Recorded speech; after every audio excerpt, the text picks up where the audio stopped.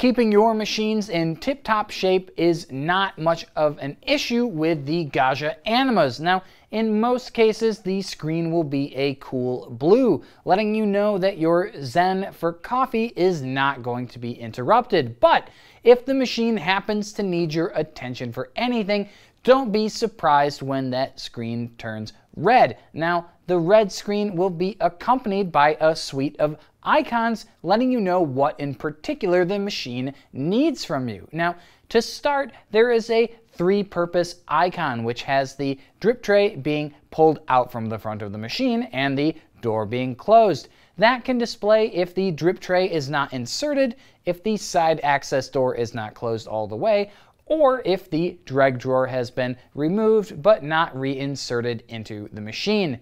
You might also see that the brew unit has not been reinserted either. So if you've taken it out for maintenance or for rinsing and you forgot to put it back in, or if you have not properly reinserted the brew unit, you will be presented with an icon that shows you the brew unit is still missing.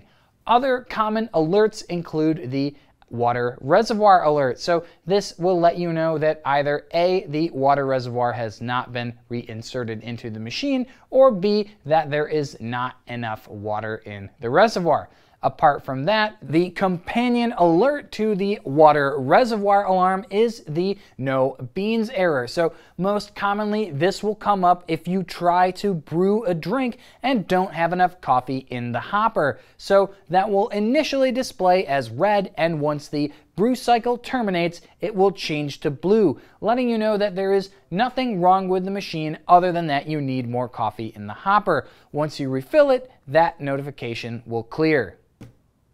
Now that we've familiarized ourselves with the alerts that might show up on your screen, let's take a look at how to address some of the most common issues on the Anima or Anima Prestige. And so I use the term issues lightly. This is more or less just the regular routines that you'll want to go through when owning and operating the machine. So first of all, if we want to get inside the machine to allow us to access the brew group and the dregs drawer, all you need to do is simply use the two tabs on the sides of the drip tray, push them in, and then pull outward. So on the baseline Anima, you do want to make sure, of course, that the steam wand is positioned outward before you attempt this. And on the Anima Prestige, that you have removed the one-touch frothing carafe. So as we pull out the tray, we can actually see a couple of things here. So inside the dregs drawer, this is where our spent coffee pucks are dispensed. Now, if your machine is brand new and the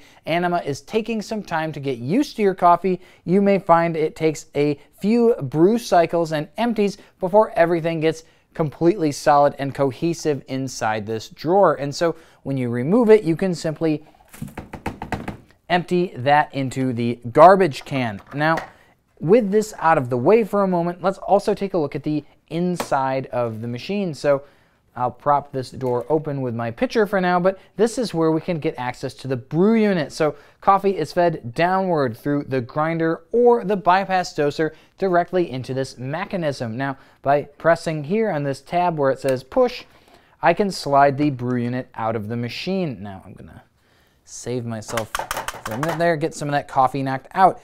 And now it's important to get this unit removed from the machine on a weekly basis because coffee builds up on this insert chute here. We have it along the shower screen. There's the other side of the screen right here and the ejection ramp. So all of these things are places where coffee can accumulate. The included brush that comes with the machine can also be used to help with cleaning. Then simply leave the unit out of the machine overnight to air dry before reinserting. When you have the unit removed too, we can also take a look at the sliding tracks. So these tracks are where you would apply the brew group lubricant. And now that's something that will happen on a 1 to 4 month basis, depending on the frequency at which you use the machine. Now, located beneath the brew unit as well is a catch tray, which catches loose coffee grinds and water. So we'll put that back in. Now, we simply want to line up the corners down here for the group with its sliding tracks. And this does take just a bit of getting used to. and then securely press it back into the machine. Now we can close the door.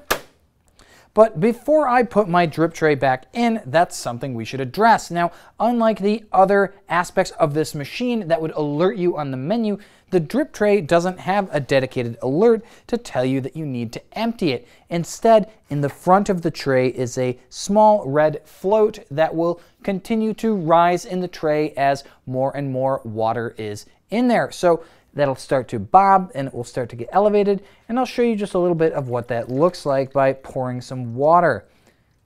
This is a fairly deep tray, so when you see that float bobbing, you know that it's time really to empty it out.